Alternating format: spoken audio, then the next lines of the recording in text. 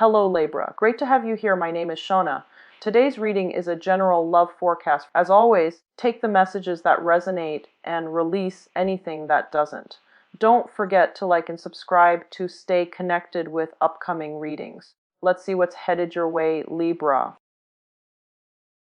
Or reading last, especially when we're just coming out of your birthday. So I apologize for the delay, the major delay with your reading. Okay, I hope you can forgive me, and I hope the reading is still helpful for many of you as you navigate the month of November.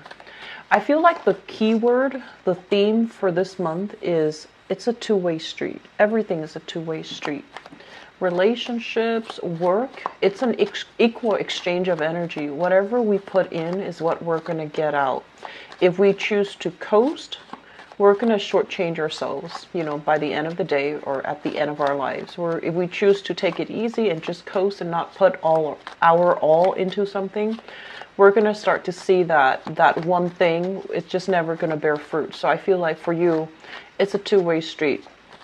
And then I'm also sensing as well, for many of you, there's this element here about, trying to fit somebody into a mold that is not, that doesn't fit them. So it's almost like idealizing a situation, wanting this perfect ideal, and then nitpicking, like, picking and choosing items, people, situations to fit into that idyllic image. Even though it's clearly not working, I feel like you're still working hard at it. And I feel like that's going to end up with a little bit of disappointment, come this month. Okay, so if you've been doing that, I'm sensing there's going to be some major eye-opening moments and some major disappointments coming through where the molds are going to break, mainly because it's restricting, it's confining, and it's not the right thing. Okay, so just be careful about that.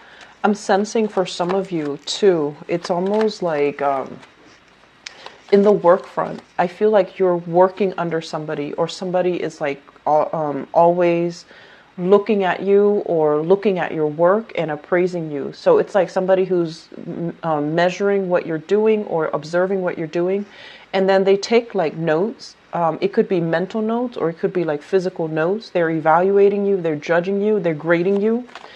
And so show them that you're working hard, okay? You can bluff it if you need to.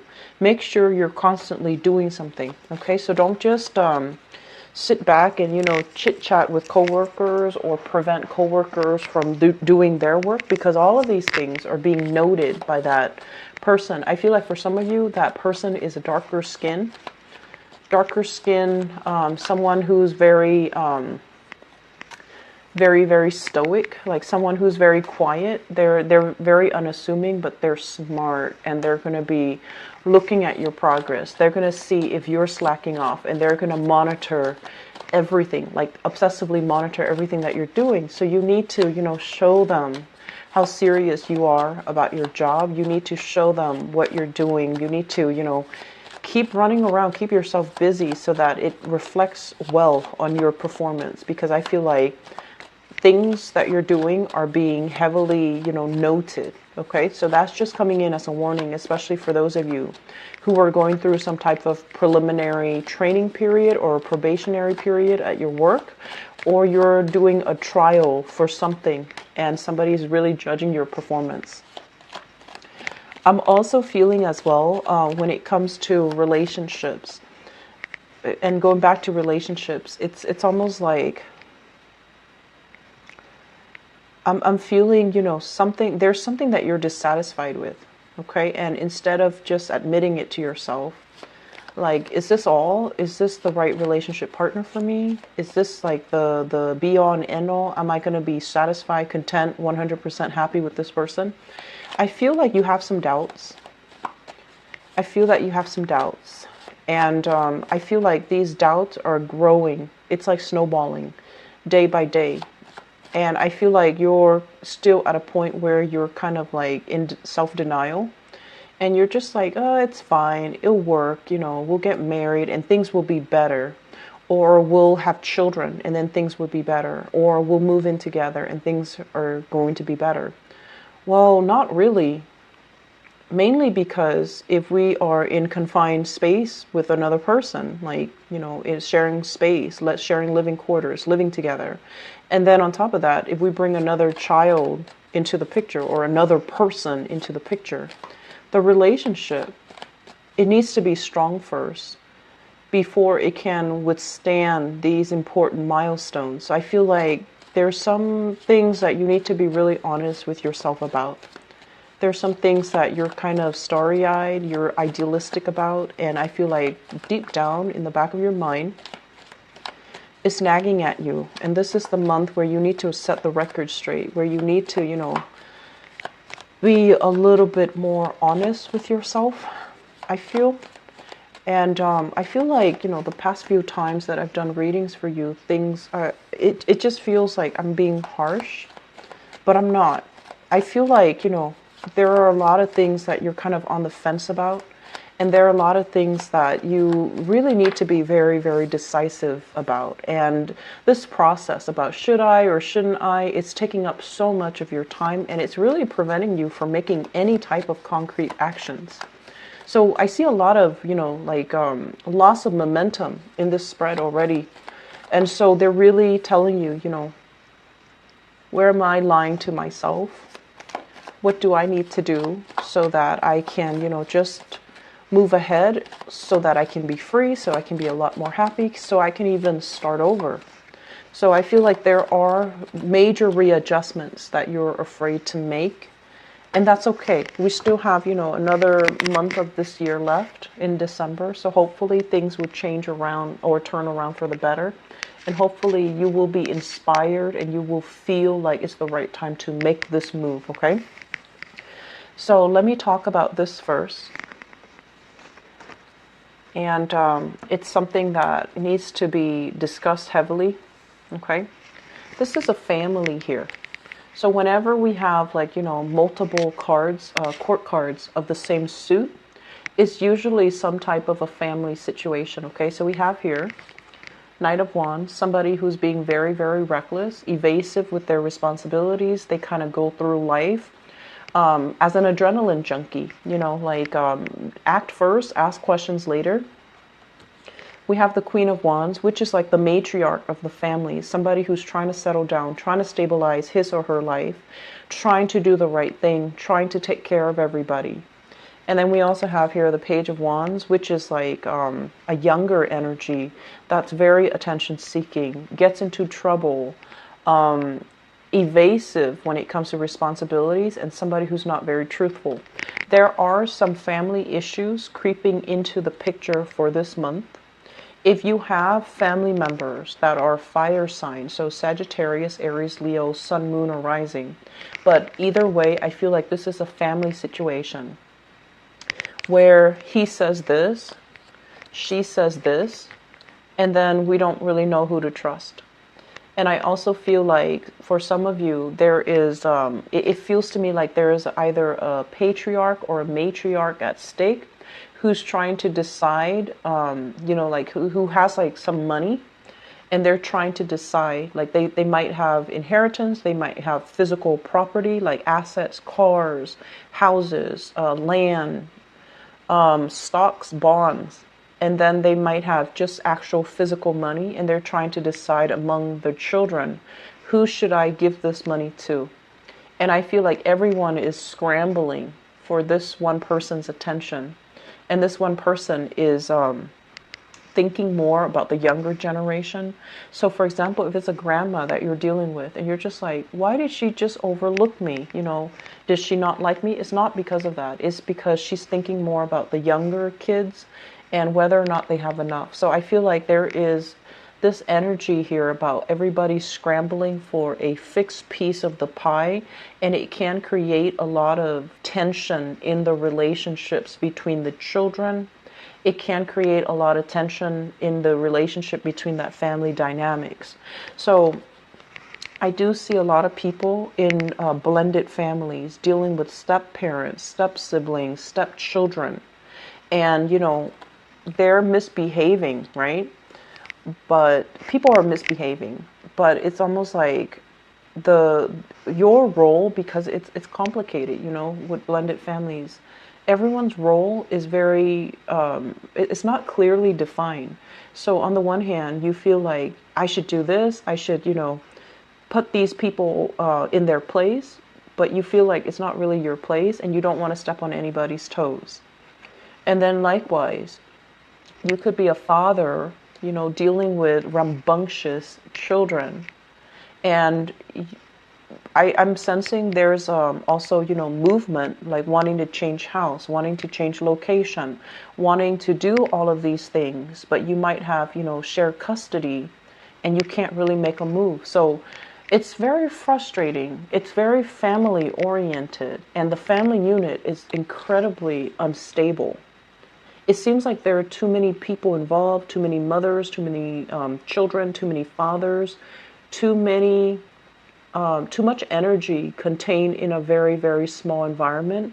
Tempers are flaring, and I also feel as well, for those of you who are not dealing with this in terms of blended families, I feel like you're trying to change your location, but there are restrictions. So there, you could be locked into a lease. You might have roommates and they're not ready to move when you're ready to move. And so you're waiting on decisions. You're waiting on things to finalize. You're waiting for somebody to give you a green light. And there is movement happening. People moving in, people moving out. And there's logistical concerns that needs to be worked out when it comes to the housing situation. So already I'm seeing a lot of that. And I believe, I forgot the placement. I believe this was here, and then this was here. Sorry if I'm misplacing them, okay? So there are a lot of things here. I believe it's like this. Yeah. So sorry, Libras. So there are a lot of things here that denotes to me like your sense of stability when it comes to your own foundation, where you need to be, who's there for you, where is home, where can you feel safe, where can you feel, loved and needed and wanted. All of these things are security-oriented issues. It's a major theme for this month. It's a major, major theme. And so I feel like, a lot of the times, Libra, I feel like you don't really emphasize or you don't really place enough importance on how your free will affects situation. And with Aquarius, they're so adamant about exerting their free will in their environment to try to change things. And they do it in a very dogmatic way. So their energy is like all over the spread. And then I don't know how Geminis do it. I'm not very familiar with the way that they act, but I feel like with Geminis, they know how to navigate, the human interactions in order to get what they want. They know how to navigate those things, and they're very observant. So they know who to avoid, who to ask for help. But usually they do ask other people for help in order to get where they need to go. And they're very, very good and, diplomatic about that. Whereas for you guys, I feel almost like what will be will be. What other people decide, that's what I'm going to go with. So rather than exercising, your own free will, staying ahead of the curve and really going out and kind of like making these decisions on your own, I feel like this spread is more about inaction. It's about lack of activity, lack of momentum, lack of free will, lack of like accountability. And I don't like to see this for you guys. I've seen it for a few months, and I don't like this energy because when we lack accountability and decisions are made for us, and then, a few months down the line, we're not where we need to be. We blame other people. We blame other actors. We blame our circumstances on other things rather than taking accountability for our own actions and for getting us where we need to go. So I feel like that's the recurring theme here. And so, once again, you really need to exercise your free will. You need to be a little bit more proactive, about what do I need to change in my life? What areas am I not happy with? Is it the living situation? It very well could be here with the Four of Wands. Is it the family unit? Family is definitely supportive, but they're coddling you, they're babying you, they're treating you almost like children who can't, take care of yourself. And that energy can really hold you back from becoming the person that you're meant to be. If they're like constantly, oh, it's okay, or it's not your fault, you embody that energy where you go into the world and you feel like you're like behind the curve or behind your peers when it comes to doing things. And you're also, coddled so much where you're behind the curve when it comes to taking accountability of your actions, taking care of yourself, being independent, being strong, being able to, get yourself out of trouble. So if someone constantly comes to our rescue, right, they're not really allowing us to critically think our way out of danger, think our way out of trouble. They're not really allowing us an opportunity to exercise our own free will, our own critical thinking skills. So I feel like that's what's really happening here. On the one hand, family is a great support system, but on the other hand, it's preventing you from being you. It's really downplaying your own sense of individuality. And I feel like this collective energy, it's like everyone is, loyal to one person. Everyone does what that one person says, possibly a very strong matriarch in the family, and no one is able to take care of themselves. No one is able to stand up and say, no, you're wrong, even when the person is wrong, because there's some fear here. There's some herd, like bandwagoning type of energy I feel in this spread. So let me just talk about, let's look behind that energy and talk about the individual spread, okay? Or I'm sorry, the individual cards. So this is overall about wealth, generating wealth, doing things so that we can become very independent. This is the independent woman or man, because the cards are not they're not gender specific.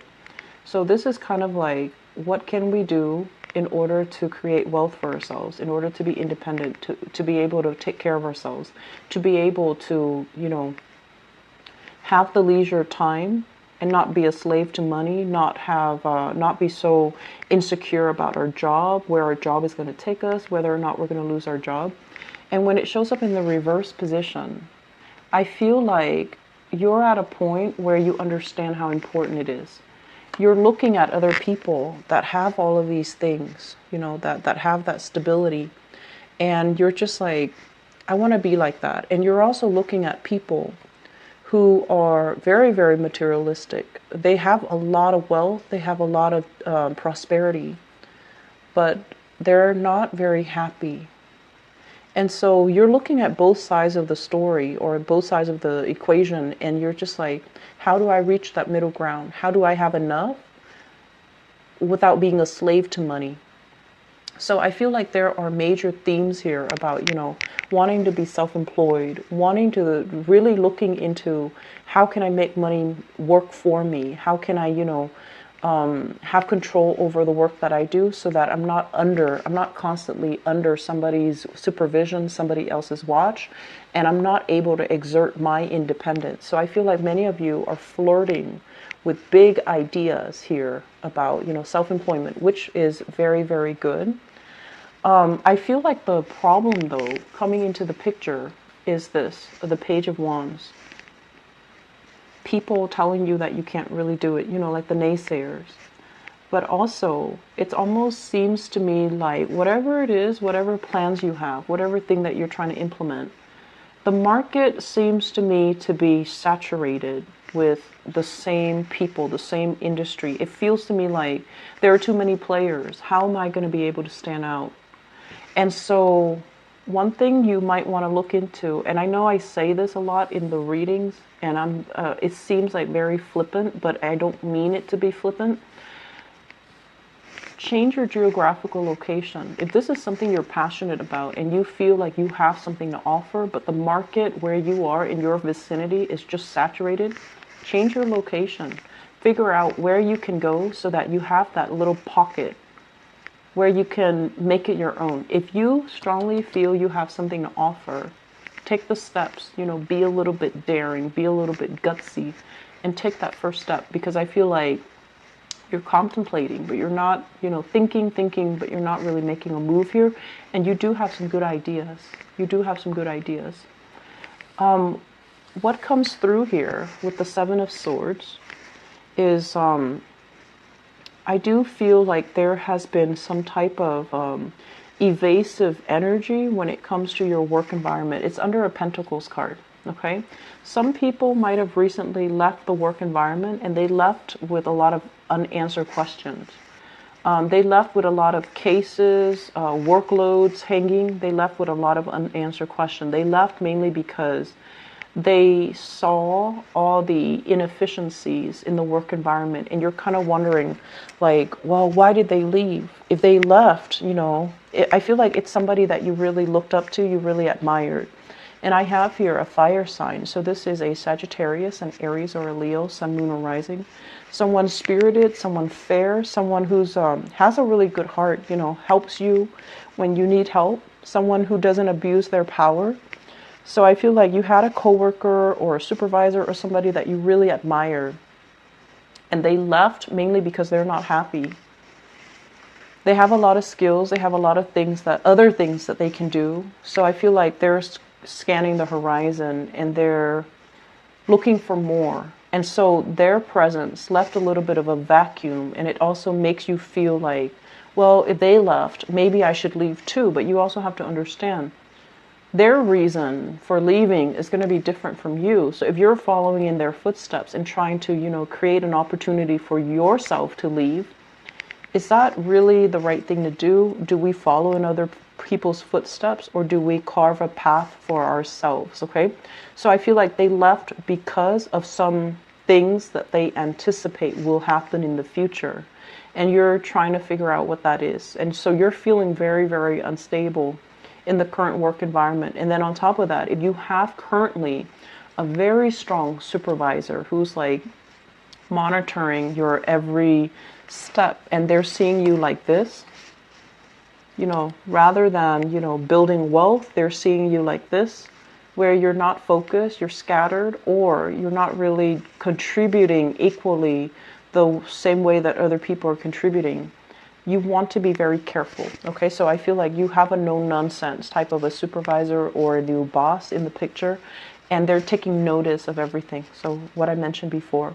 And the last thing that I want to end up with here is, I feel once again that energy about trying to fit people in the mold and trying to, like seeing the best in somebody.